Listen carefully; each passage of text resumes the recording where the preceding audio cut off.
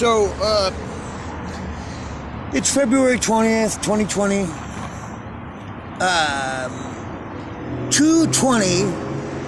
It's 2202020. Anyway, I have not been feeling well, but I'm still out here. I'm in a place called the Commons off of Louise and Ventura Boulevard.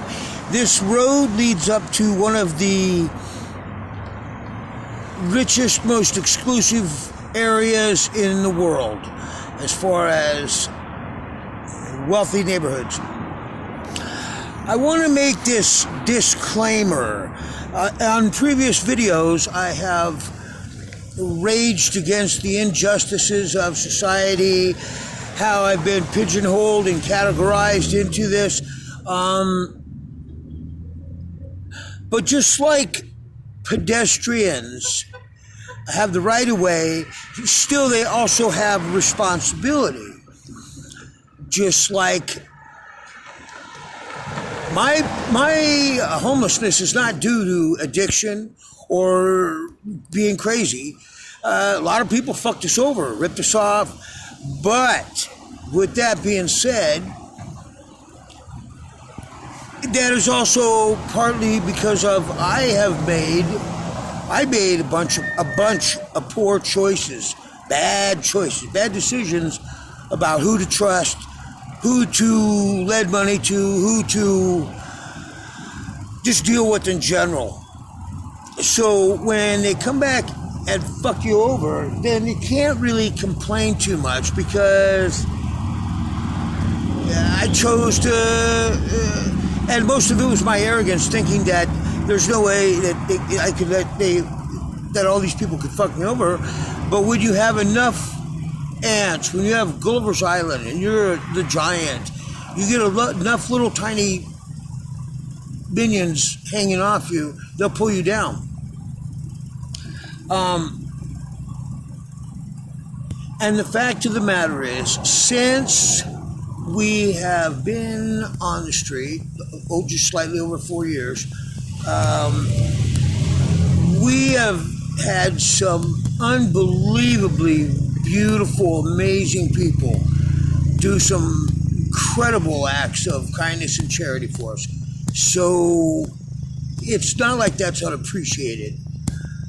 And the fact is, the anti-homeless sentiment that's being perpetrated or portrayed or perpetuated, I get it. Just today, I was sitting in a bathroom and some homeless piece of shit comes up and wants to fucking talk shit while I'm in there on the shitter. I come out saying, okay, motherfucker, open your mouth up. Now he pees all over himself, doesn't have nothing to say.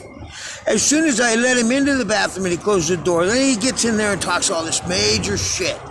So, I mean, I hate 95% of all homeless people. They might have reasons why they're that way, but they're still abrasive, obnoxious, and abhorrent. So with that, and most people, that's all they see. And they don't even begin to understand a reason, and even if they do, it doesn't necessarily make those reasons correct. So it's not like everything to do with homeless people is cut and dry, black and white, day and night. This is all about a matter of degrees and perceptions that people make.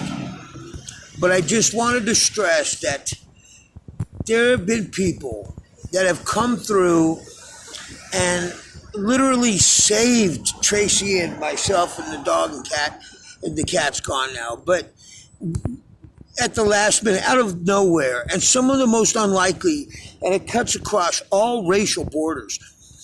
To be quite honest, almost all the different races have been more charitable and generous than white people. But there's been, it's gender indiscriminate, race indiscriminate. economic scale, indiscriminate. Poor people give a lot, but I've had some rich people just be amazing. I've met stars, I've met famous people coming up, and I try not to blow their thing out, but there's been so many people that have come through, sometimes when we haven't even been trying, and they'll just stop us and say, hey, I think you need this, and throw like $100 bill or something. When you're broke, and all of a sudden someone throws $100 bill at you, that's a fucking thing, So I want to make it out like there's not only the mutual responsibility of the people that are on the street that got themselves there, and if it is due to addiction and due to mental disorders, then our society does need to do something about that. You don't need to force people to do things. They are aware. What they need to do is be given real answers and opportunities. On the other hand, you can't lead a horse to water and make him drink.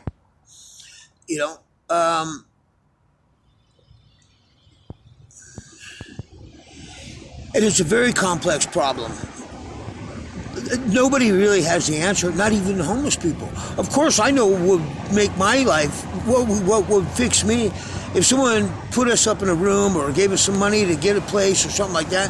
This has only happened one time in 60 years due to a social phenomena of let's paint a villain, and I won't get caught in that trap again, believe that.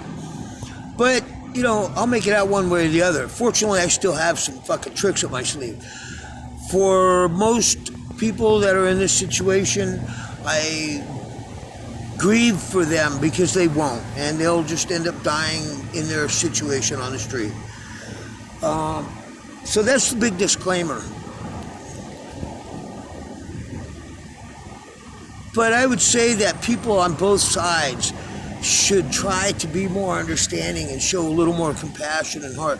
And our problem with our country is that we are very divided, we're very callous, and we're not showing much compassion for each other as citizens of this country and the planet. That's really what we need to do. Make a joke, share, break some bread, hear somebody what they really are saying, and not put your personal mental dialogue on them. And because we're all gonna be fucked really soon. Like, this isn't gonna have karma get back that's coming back way later. It's gonna be coming very soon. Try to do shit that you're not gonna be embarrassed about 2 years from now. Anyway.